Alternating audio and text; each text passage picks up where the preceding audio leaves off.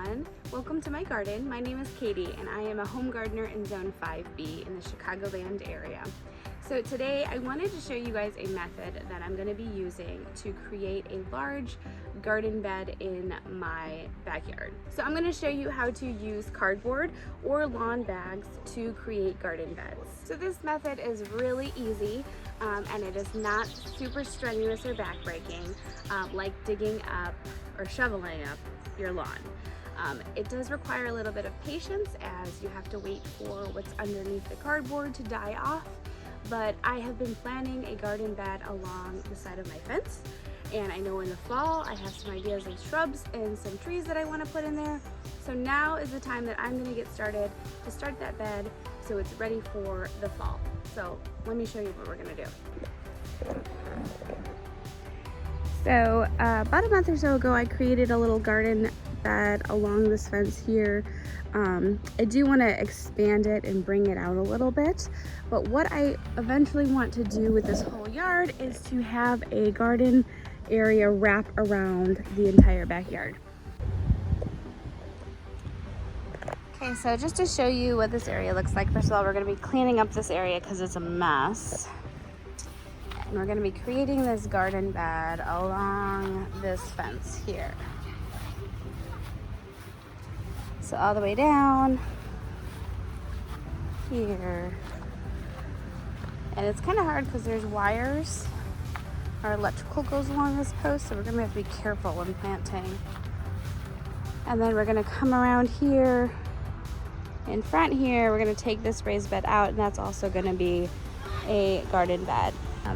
And then hopefully we can fill in some trees in here and a nice big spruce here, and then that could block the street that our property backs up to.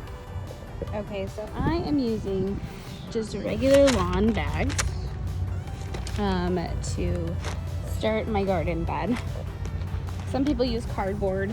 I find this works just as well and it's cheaper, but if you have like an extra amount of cardboard lying around, then this works. But you just cut it down the sides like so, and then I'll lay the mulch on top. So it was super windy the day that I recorded this, so the audio didn't really work well, but what I did is I took the paper bags and I laid them out and I pushed them up against the fence and tucked them underneath and went all along the fence.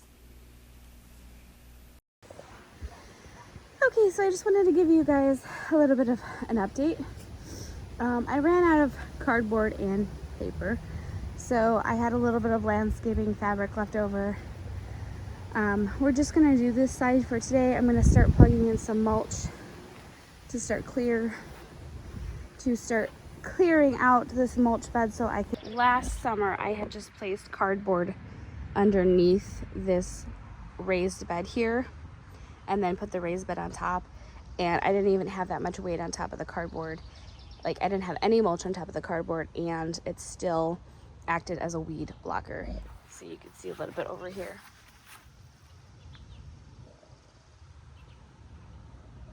The great thing about cardboard is it dissolves and disintegrates into the ground.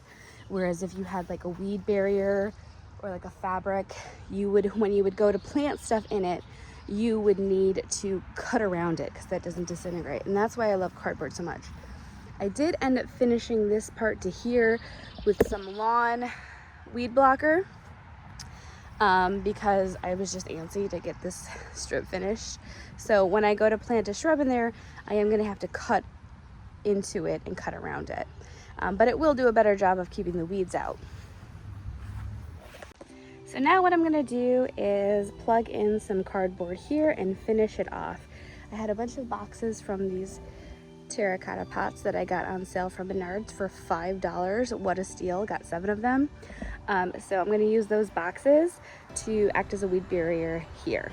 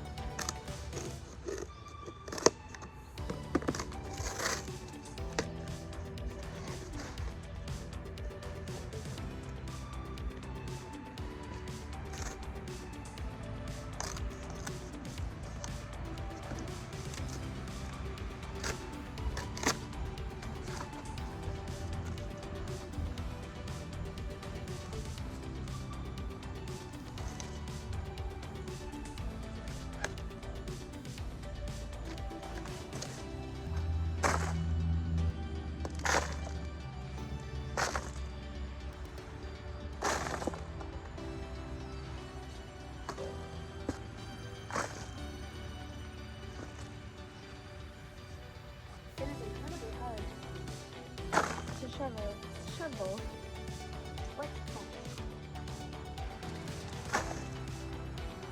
Which is why I think I'm gonna wait for this to dry a little bit. But this evening, it should be dry. So in my mind, I want my garden bed to come out about 4 feet. Sorry for the crooked camera. To come out about 4 feet. These boxes are about 2.5 to 3. I'm gonna do 2 boxes coming away from the fence, and then 2 boxes going this way. So I'm gonna need 4 boxes in total to finish off this garden bed. My plan for this area is to have an arbor, if my husband will build me one after the nail gun accident. I also want to, in the fall, transplant some of my peonies to come in the front here as well and frame out this garden gate.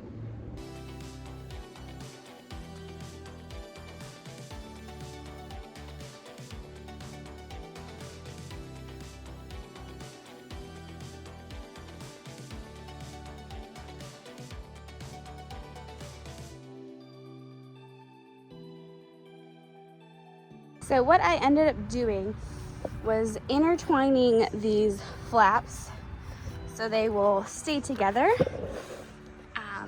See, this one's on top, and then this back one's on top, just alternating to tuck them in because I don't need to go out this far. This is like the perfect distance. This is about 4 feet. So that is what we're doing now. I am gonna wait till some of this mulch dries up because it's super heavy. And then I think I'm gonna come back in the evening and pour down some more mulch. Now this is gonna sit for a while. I don't plan on really planting anything in here until the fall. So I'm gonna have a couple of months to allow the weeds and the grass underneath to die off. This area along the fence was kind of bare to begin with, just because my dogs like to run up and down this fence to play with the neighbor's dog.